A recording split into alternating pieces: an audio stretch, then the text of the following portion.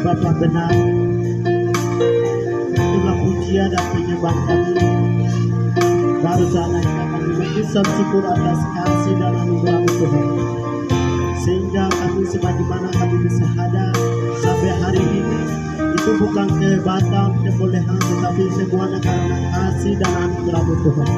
Itulah ucapan syukur kami, itulah pujian dan penyembah kami Tuhan. Terima kasih Tuhan. Pada kesempatan ini keluarga besar Nebi, kami adakan perkenalan dari kemarin sampai hari ini kami bisa ada. Itu bukan kehebatan, tapi semuanya karena kemurahan Tuhan. Terima kasih Tuhan. Pada kesempatan ini juga kami akan memuji, menyembah, meninggikan, membesarkan di dalam nama Yesus Kristus. Terima kasih. Ibadah di siang ini kami serahkan ke dalam tangan ini. Biarlah kehendakmu akan terjadi dalam kehidupan kami Tuhan. Terima kasih, dan juga ibadah ini hanya membuka di dalam nama Tuhan kami Yesus Kristus. Kami berdoa dan bisa syukur. Haleluya, amin. Amin.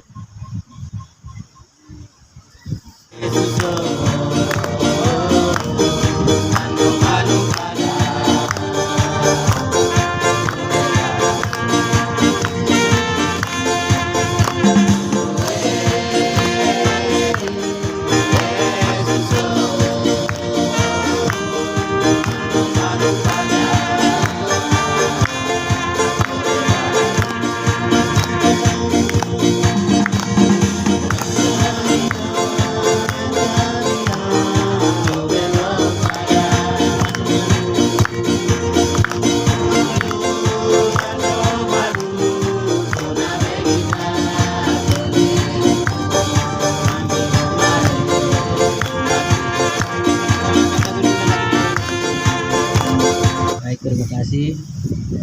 Kita siapkan, kita punya hati, pikiran, siap-siap kita mendengar firman Tuhan yang akan disampaikan oleh hamba yang tidak sebelum. Sebelum kita mendapat melayani.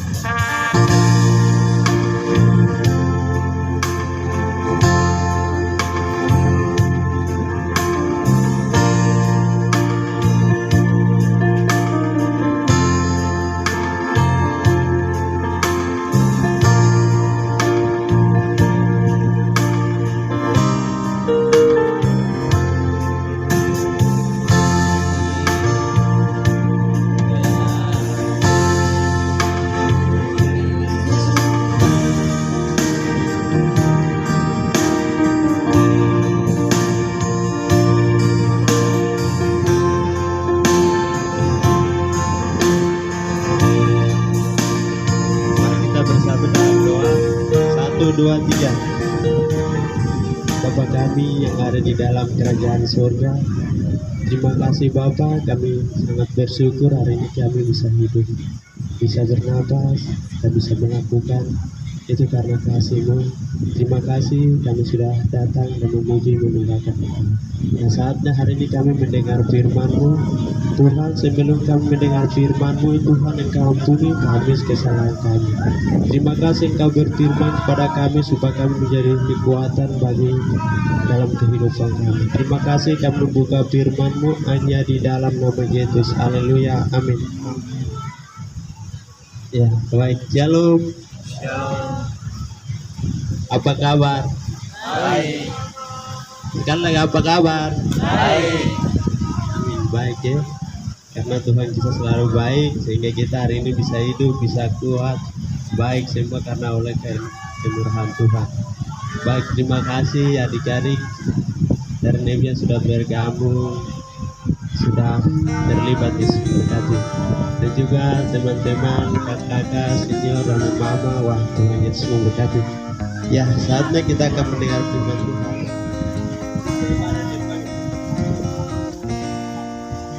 Amsal pasal 23 ayat 18.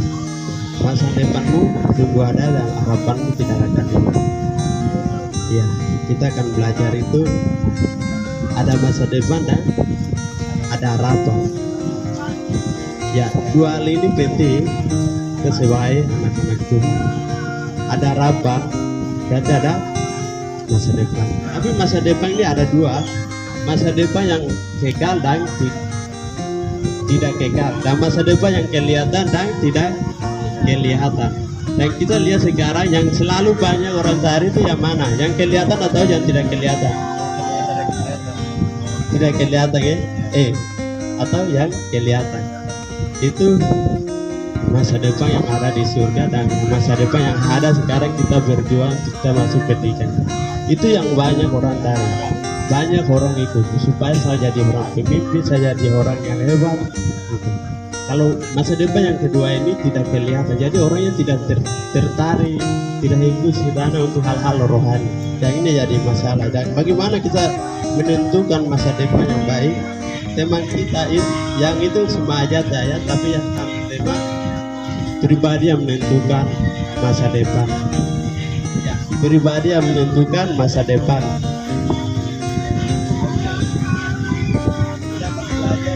Bagaimana cara kita menentukan pribadi yang masa depan yang baik, yaitu masa depan yang sekarang, terus masa depan yang akan datang, yaitu di hidup yang dekat. Kita yang pertama itu jangan membangun diri hati kepada orang-orang yang berdosa. Coba bisa lihat di ayat yang 17.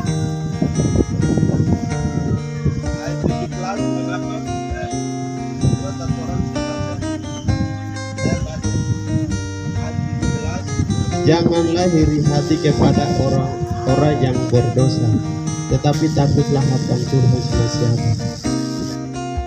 Jadi kalau kita jangan iri hati kepada, jangan membangun iri hati kepada orang-orang yang berdosa. Kenapa bilang orang-orang yang berdosa?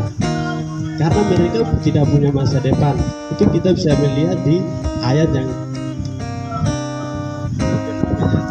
sebelumnya itu 12 itu mengatakan,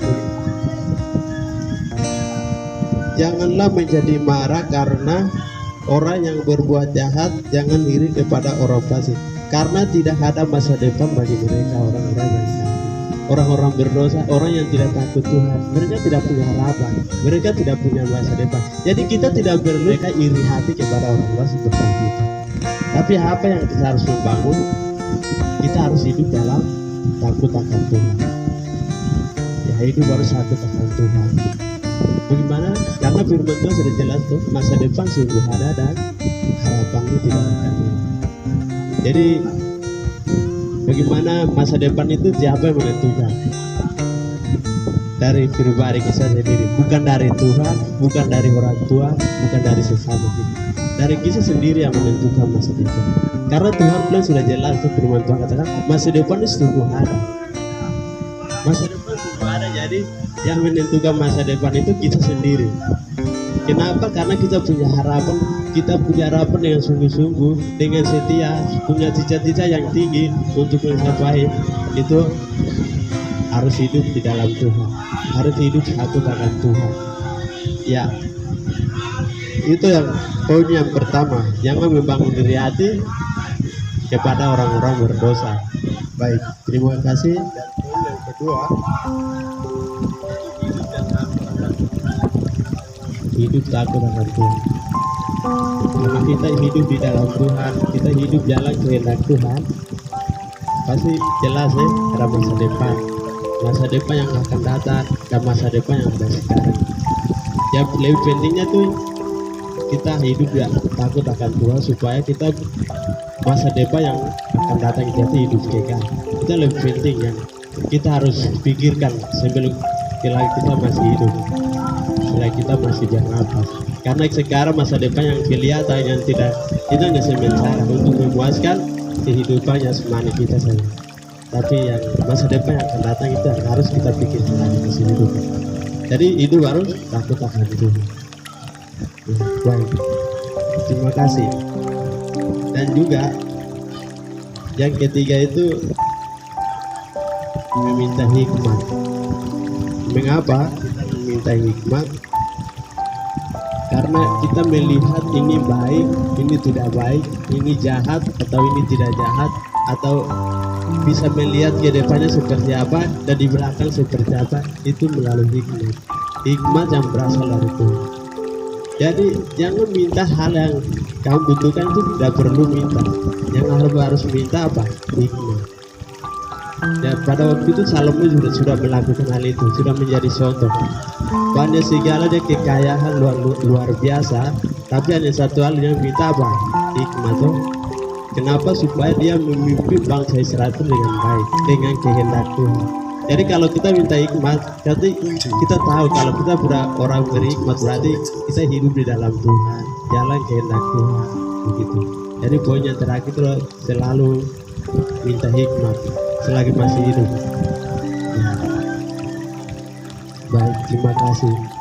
Jadi bagaimana kita membangun masa depan yang baik, pribadi kita masa depan yang baik, harus selalu minta hikmat. Selagi masih kuliah, di mana dalam pergumulan itu ada hikmat, saya begitu. Hikmat, karena hikmatnya yang bisa membedakan hal yang baik. Kayak ikut yang mana, ini baik atau tidak baik, saya jalan ke mana, itu bisa melihat dari hikmat kita. Karena orang yang tidak punya hikmat itu dia tidak bisa membedakan ini baik atau ini jahat, tidak akan mengenal itu. Karena hikmat itu berasal dari siapa? Tuhan. Jadi itu bisa lihat 24 ayat 14, ketahuilah demikian, hikmat untuk jiwamu, jika engkau mendapatkannya, maka ada masa depan dan harapanmu tidak akan hilang. Itu jelas ya. Kalau orang sudah berhikmat, minta hikmat, berarti masa depan sungguh ada dan harapan tidak akan hilang. Itu yang saya bilang tadi, harus selalu minta hikmat kepada Tuhan. Kasih itu jadi pegangan ayatnya itu, masa depanmu sungguh ada dan harapanmu tidak akan hilang. Dan itu yang menentukan kita, dari pribadi kita menentukan masa depan.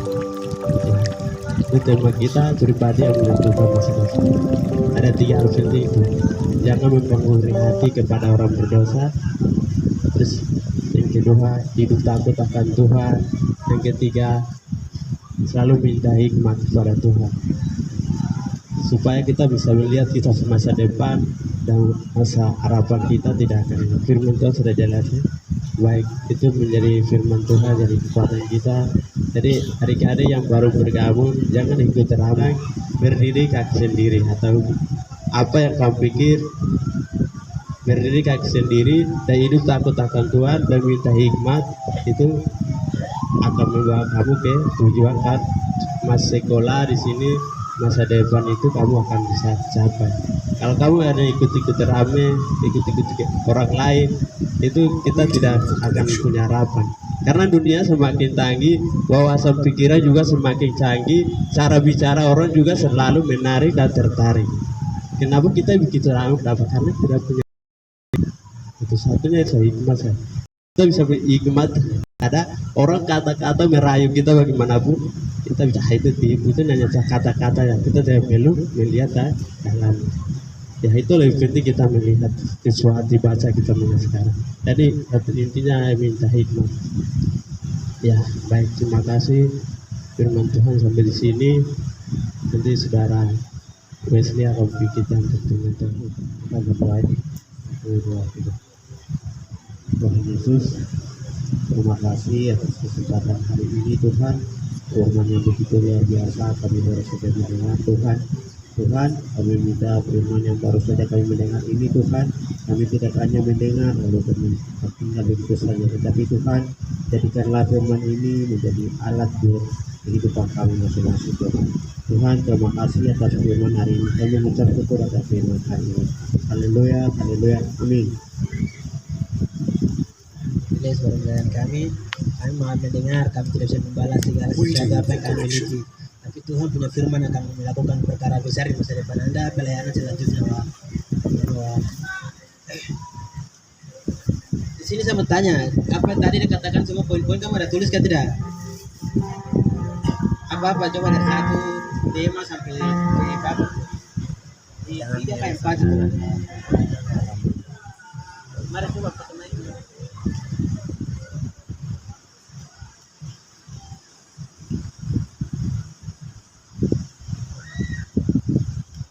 Tiga poin sini yang saya tulis, jangan membangun iri hati sama sesama, hidup takut akan Tuhan. Yang ketiga, selalu minta hikmat. Terima kasih, luar biasa sudah tulis. Itu sudah kita pegang itu. Kalau kita pegang itu pasti kita punya harapan hari ke depan. Kalau kita meninggalkan itu, kasihan. Orang sudah berdoa buat kita itu percuma. Sia-sia. Kita bawa hasil ke bawah, kita berdaerah sendiri teman. Terima kasih. Namun saya bilang itu, mari kita masuk ke Wahana baik. Kita mengangkat lagu yang wahana baik.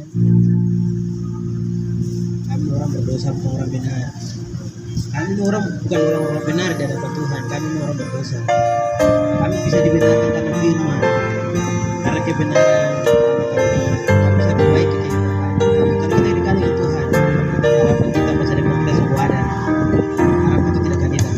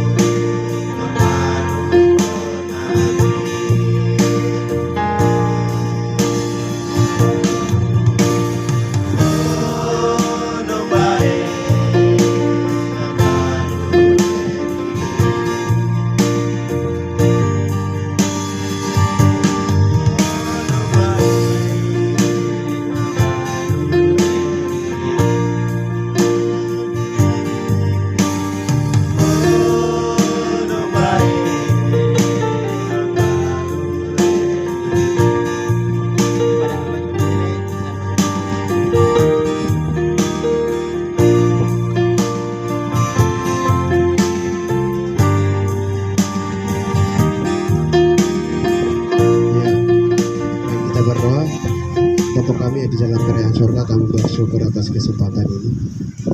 Kami sudah melalui rangkaian ibadah ini dari awal pertengahan sampai hingga akhirnya. Kami bersyukur kepada Engkau yang Tuhan. Terima kasih Bapak, terima kasih Tuhan. Ibadah rangkaian ini kami menutupi hanya di dalam nama Tuhan Yesus Kristus. Kami berdoa, haleluya, amin.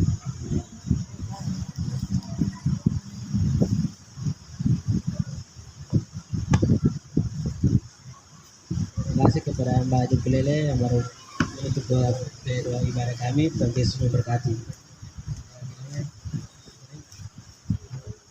Terus kesempatan kepada pengarah umum.